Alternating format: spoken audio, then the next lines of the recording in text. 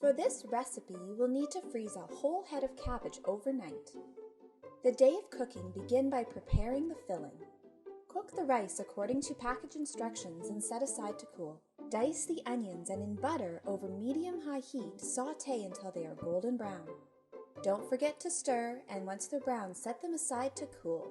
Without washing your pan, sauté the ground meat until it is cooked through. Use a wooden spoon to break it up into small pieces. In a large bowl, combine the rice, meat, onions, and some salt and pepper to taste.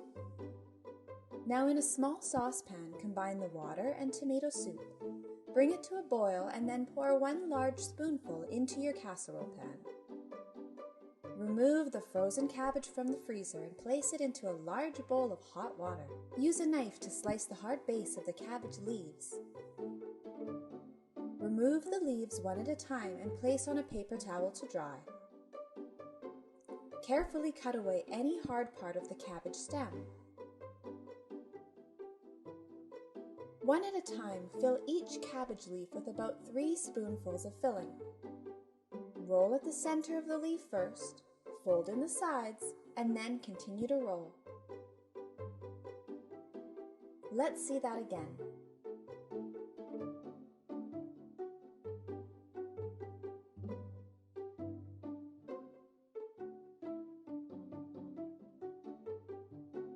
Once you have a layer finished, top with tomato soup mixture.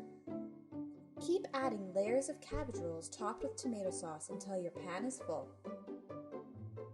Cover with a lid or aluminum foil and bake at 350 degrees Fahrenheit for 45 minutes.